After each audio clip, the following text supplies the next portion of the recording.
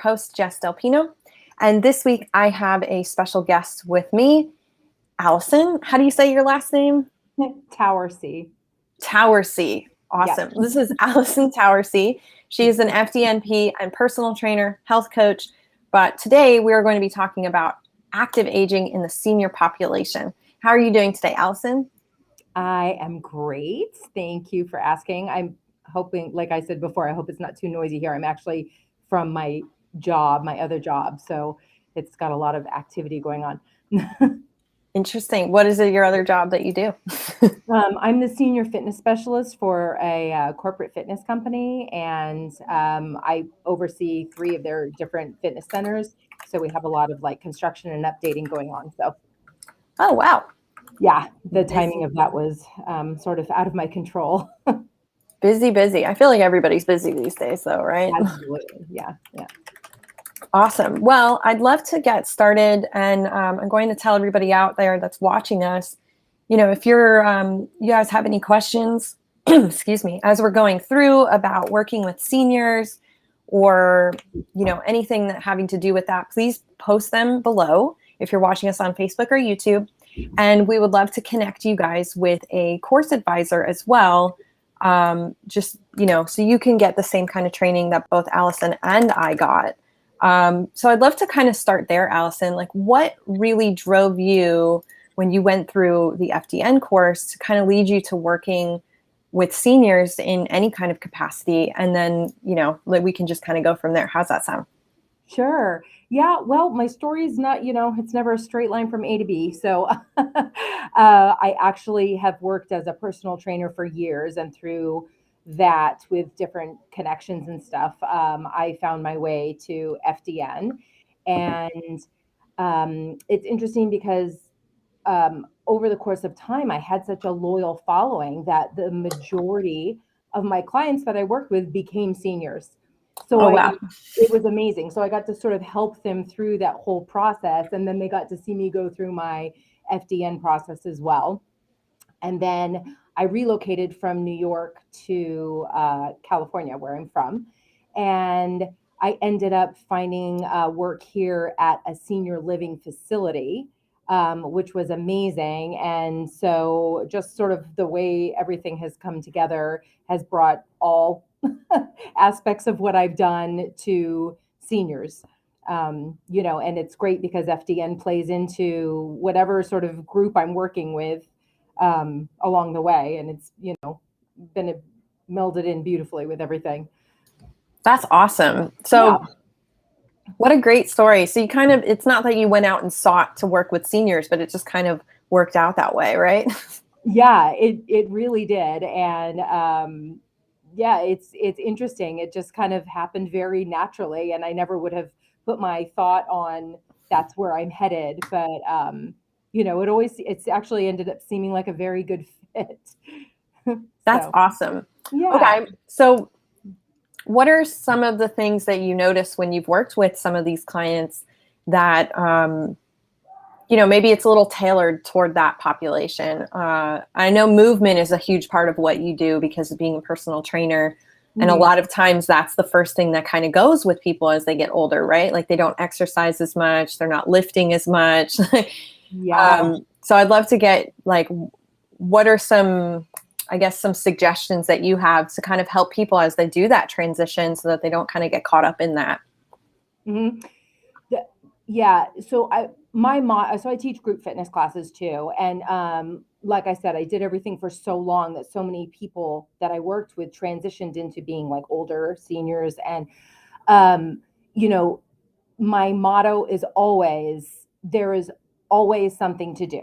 And it's so funny because it played right into when I was at the senior living facility, and there literally is, like, anything can be modified. So I found that just movement, like any kind of movement, exercise will define itself based on, really like watching somebody's ability.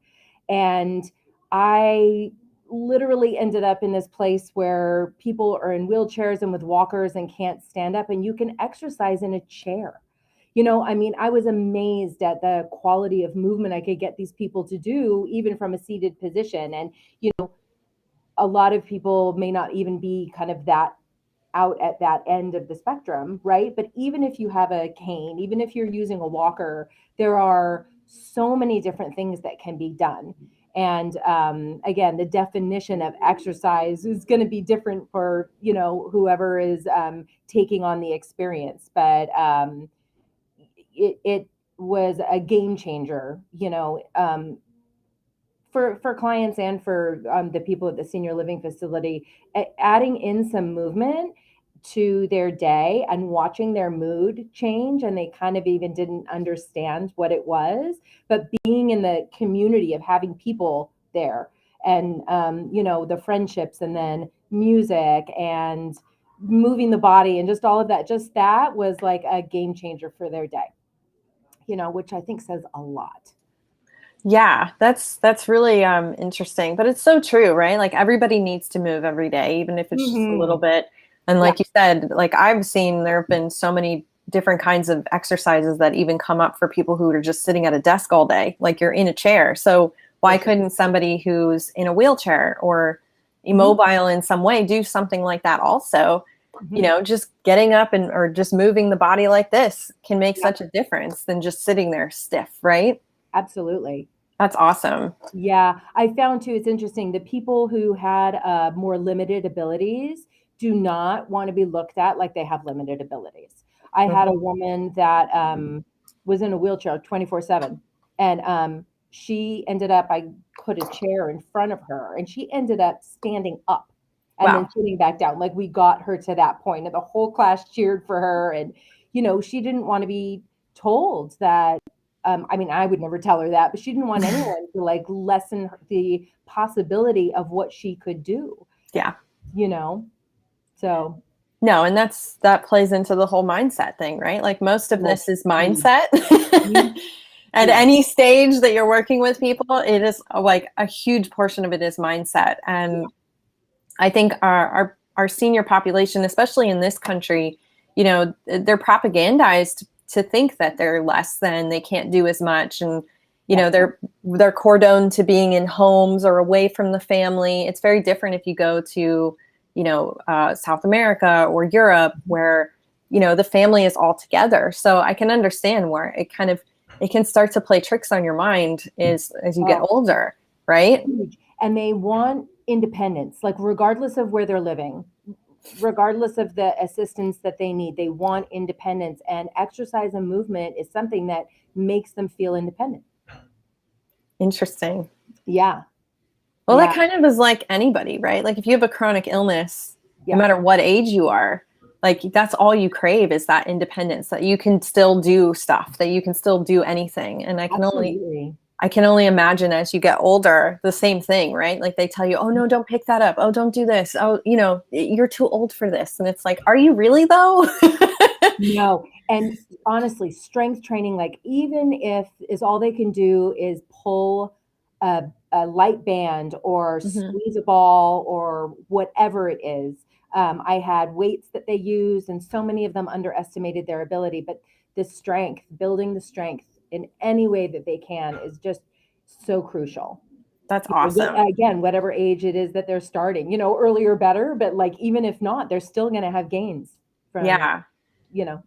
I was working with my grandmother a few weeks ago, and she's been having like a ton of issues. And I said, well, she wears an Apple Watch every day. And I said, well, do me a favor. How many steps are you doing every day? And so she pulled it up, and I'm like, let's double that. And now every week she calls me and she's like, I did 11,000 steps today, Jess. That's amazing. And I'm like, how are you feeling? She goes, I feel so great. And this is a woman that when I was younger, like my grandfather and her used to get up at like 4 or 5 o'clock in the morning, and they walk 5 miles around the block before they did anything.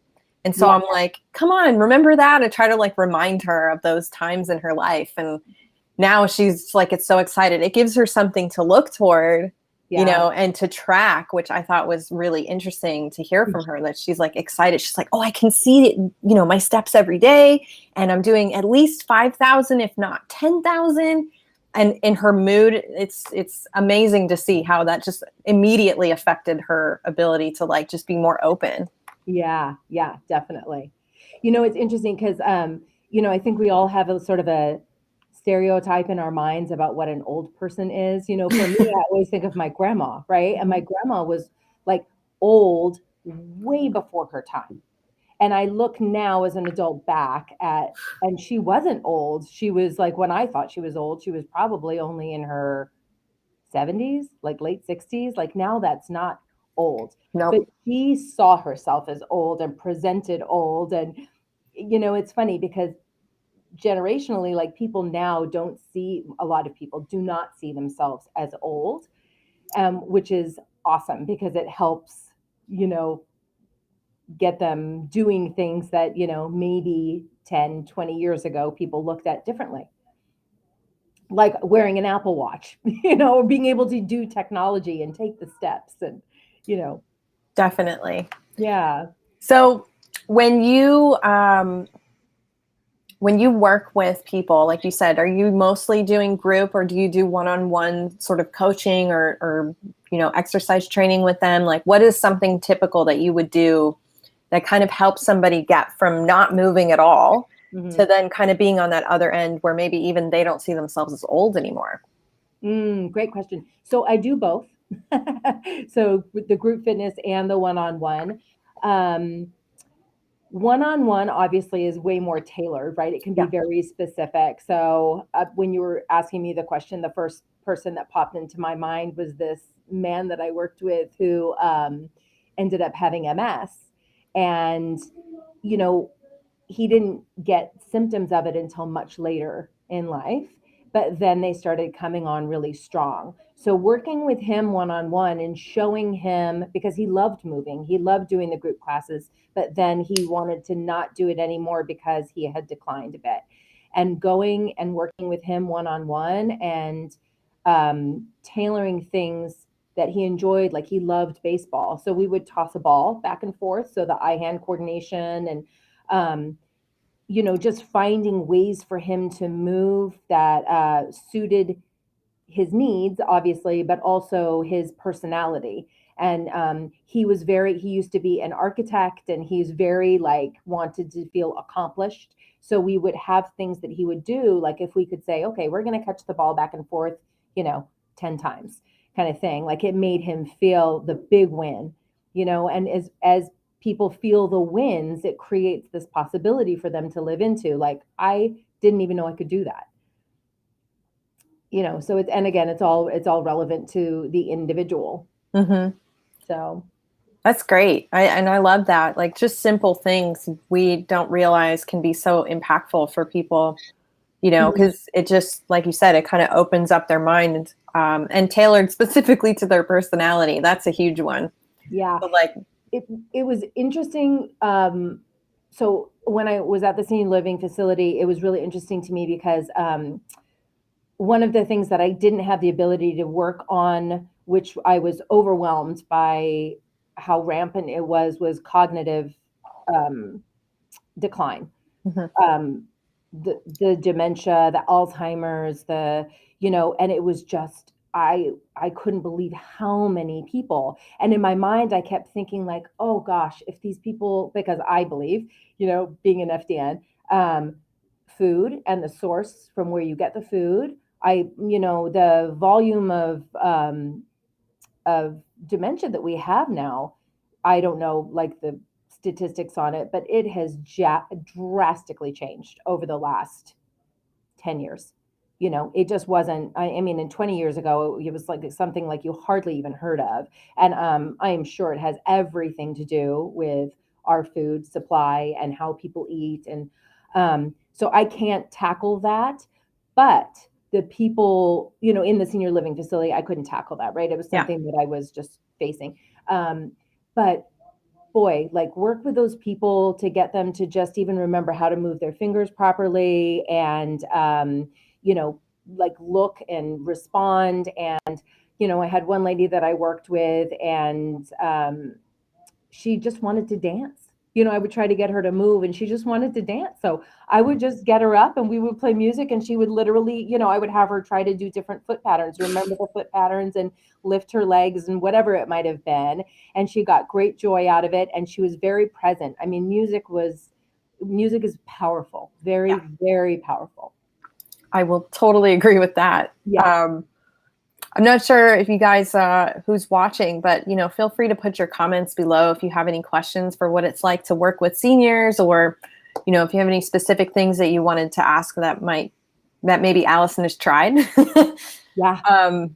Yeah, please comment below.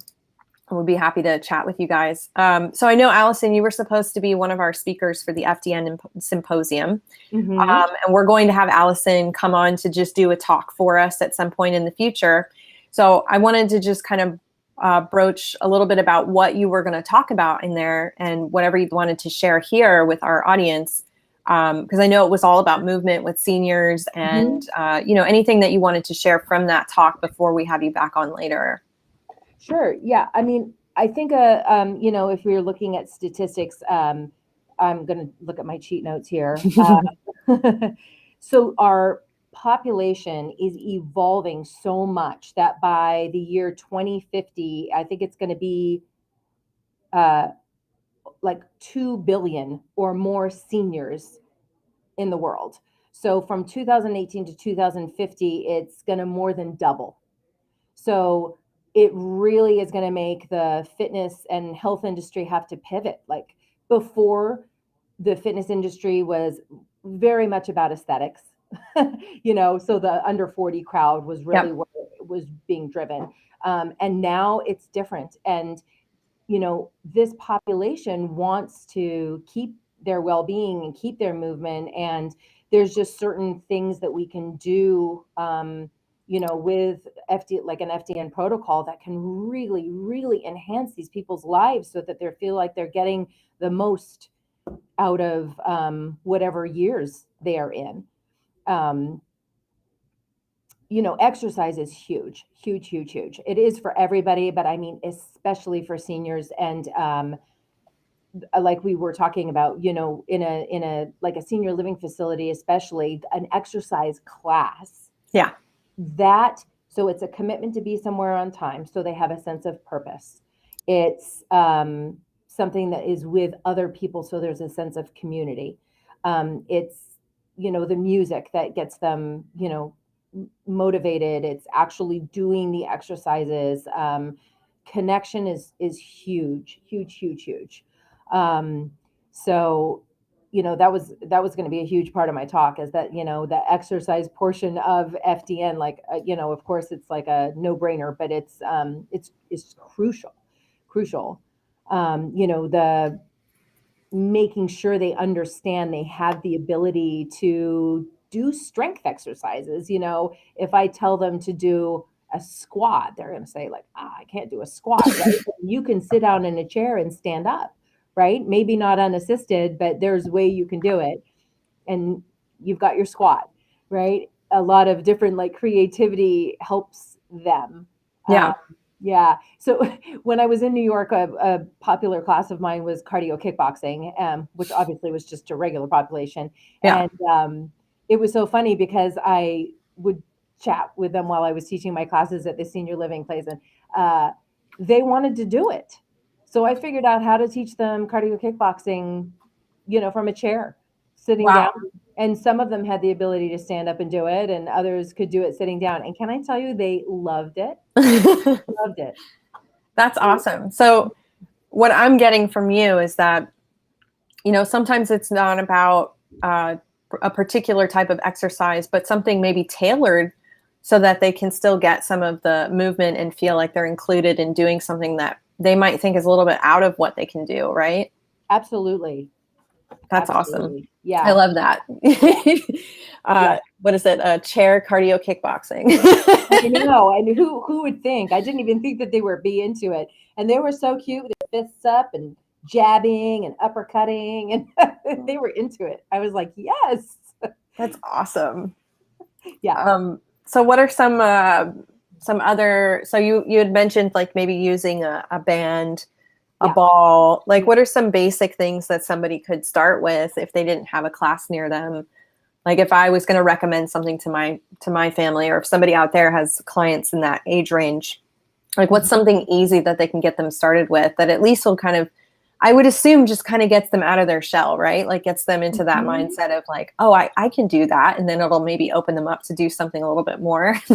Absolutely. Yeah. A light band is very easy to buy, easy to use, easy to store. Also one of those little squishy balls, a little bit more cumbersome, but not really, but also great. And if the ability is there, some light weights, even just like a set of like 2 pound weights. Um, as we learned in the pandemic, right?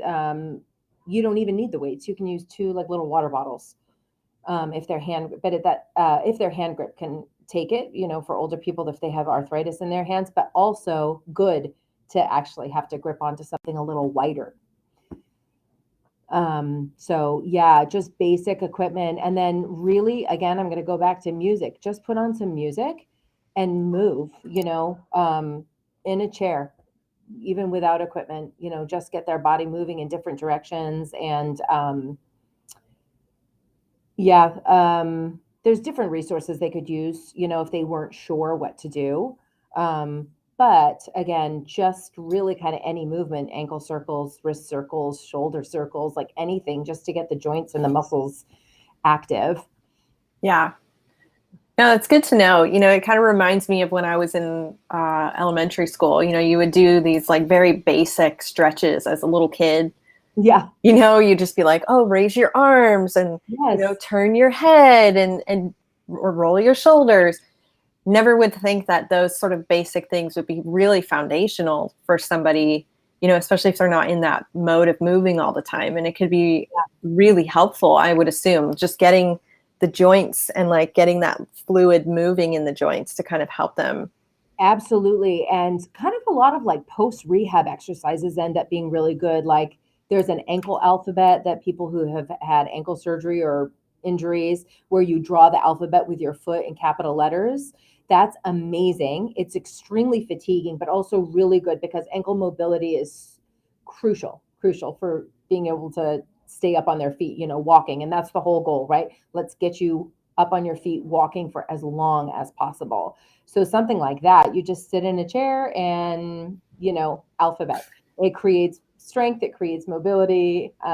Same thing with the hands. Arthritis is a big thing. And, really making sure they understand that arthritis is uncomfortable, but moving is going to be more beneficial to them than just not and fighting it. So I would even have them do simple, like finger exercises where forefinger to thumb and then go through and then Mm-hmm. open and close, wiggling, wrist circles, all of that, like the basics, like you said. I mean, and it's amazing to watch because a lot of them are very, very stiff. They haven't stretched their Yeah. hand out in ages. They haven't done, they don't think to do that, or moving, chin to shoulder, chin to Mm-hmm. shoulder.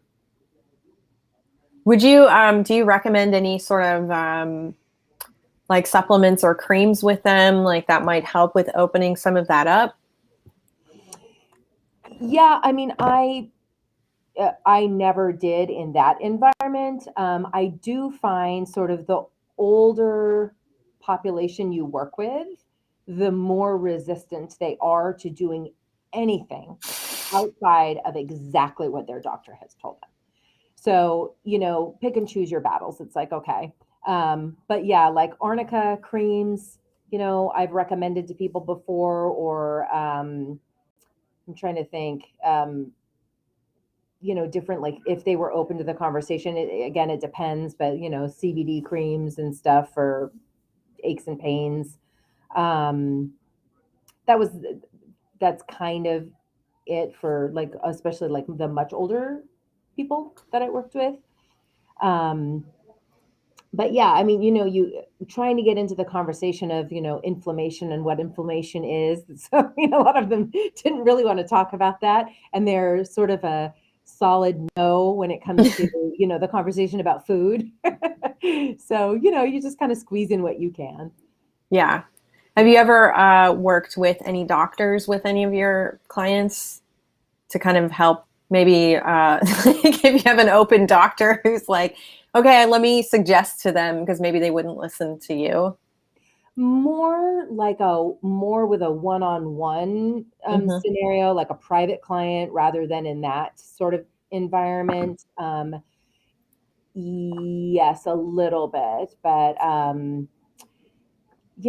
it's a lot of doctors out there too are very set in their ways, regardless of what age you are. So Very true. yeah, But it's like you said, I think it is about picking your battles, right? Like if you can make one little move in a direction for somebody, especially in that age group, it's going to make such a big difference to them. Like I can only just speak from my own experience with my grandmother, just getting her to walk more steps. yeah. And now that she's doing that on a regular basis, like that's huge. My next thing with her is trying to get her to drink more water. That was a major, major, major difficulty. Yeah. Major. So there's a lot of factors that go into that. There's in that environment, there's a tremendous amount of incontinence going on. And so I introduced them all to the world of trying to engage their pelvic floor, which was, I would just make it into something that was fun and full of humor and, but, very resistant to drinking the water or more water because of that. But also so important. So Yeah. important. Dehydration is a killer. Hmm. Yeah, UTIs in that environment are a killer. Yeah. Yeah. The other thing I was going to say is a huge thing for senior population, regardless of, the environment that they're in, is falling and fear of falling. Yeah. It's really like, it's a game changer. I've had clients that have fallen, on the streets in New York City when it was icy. And then I've had people in the senior facility fall, and it does something to their psyche, and it can make you deteriorate very, very quickly. The fear that happens along with that. A tremendous amount of damage can happen to the body if they're not supple and haven't been working out. So working with that mindset around that and trying to build, you know, the confidence to be able to move, but also to be mindful about the movement, picking their feet up. That goes back to the ankle mobility, right? Their Yep. feet get lazy, right? So having the ability to pick up the feet when they walk, falling is a really big deal. Yeah. The prevention of that is a big win when people can, work on that. Yeah. And that's really, I think that's another thing that I've recognized growing up here. It's been very propagandized, right? Like commercials about people falling when they're older, having like a life alert on them Oh just yeah, in case something happens. Like it like puts it in your mind, it does. even from a young age here, that you're watching these commercials of like, oh, I'm going to get older, I'm going to become frail, and I'm going to fall, and there's going to be no one to help me. Like that's like that's been like just ingrained in your mind. Absolutely. And so, yeah, I think again goes back to mindset. Like no matter what age of the client that you're working with and whatever issues they're dealing with, I think a huge part of that is just reminding people that they have the ability to heal, that they have the ability to do something. They just have to put in the work and the time to do so. Mm-hmm. And breaking that in your head is probably even more difficult than just getting somebody to be able to like move their hand if they have arthritis. Yeah, and it's very much about getting back on the horse, making Mm-hmm. that back up and um, talk about what happened, so you can kind of Yeah. go through the experience, like what happened. Were you dizzy? Did your foot catch on something? Like figure out what it is, so that then you can be working on the prevention of it happening again. Uh, Yeah, and I'm sure having a community, like if you're doing this in a class together with people, like that right? also would probably be very helpful, right? Like they don't feel alone, Yeah, they don't feel embarrassed because there's yeah, other people in their age group who probably have dealt with the same thing. Like, yeah, I can see how that, like when you had mentioned before some of the things that were really helpful, like going into a class gives them purpose, community, connection, helps them with movement. Like these are all things that we say for anybody. Like, you mhm, have to have purpose in life. You got to have yeah, community. You got to have connection. You got to be able to move. Yes. You know, I think it becomes even more imperative, especially if you have a population that's kind of sequestered away, right? Yes. Very much so. Yeah. And then, you know, working with seniors that maybe aren't as old or haven't declined as much, there's also like a whole way of working with them that is extremely beneficial. So again, it's like it's the category of where they are, it can vary tremendously, but it's available for everyone, which is, you know, does it get better than that? I don't think so. You know, it's available for absolutely everyone. Yeah. Well, I love that. And I love that you're so passionate about this. I mean, it seems like, you know, like you said, there's going to be more and more people moving down this direction. Like Yeah. people aren't getting younger. So Mhm. it's good to, you know, remind people that no matter what age you are, the same principles apply. That's why FDN is so great, because you really can work with anybody. The principles of dress, you know, they Yes. just go through diet, rest, exercise, stress management, supplementation. You do that with everybody, and you should be doing that for yourself on a regular basis, because we all kind of lose our way sometimes. So For sure. Especially after the past year. yeah, exactly. So yeah, I mean, just for those of you who haven't gone through our training, who are thinking about getting trained, like FDN really does give you a nice blueprint that you can always go back to, even if you don't focus on all of those areas with people. Mhm. Like it's just such a nice thing to be able to go back and go, you know what, let's talk about your diet. Let's go back and reassess your rest, your exercise, your stress. You Yeah. know, then let's talk about maybe what supplements you could be using. But Yeah. that was what was really helpful for me. And I can see how that would be 100% transferable into what you're doing, Allison. So thank Yeah. you so much for joining us today. It's been Thank you for having fantastic. me. I love the stories, and I can't wait for you to come back on with us and kind of go through the talk that you were going to do, because I know people will get a lot out of that. Thank you so much. Awesome. Well, this has been Health Coach Tip Tuesdays. I am Jess Delpino, your host. We are here every Tuesday on Facebook and YouTube live at 12 p.m. Pacific, 3 p.m. Eastern, and on IGTV later this week as a replay. Thank you all for joining us. Feel free to leave comments below. We will connect you with one of our FDN course advisors, and we'll give you some more information soon on when we have Allison back on to talk about active aging in the senior population. All right. Well, thank you so much again, Allison. Thank you. I hope Thanks. you have a great rest of your day, and I'll see you You guys again next Tuesday. Bye. Bye.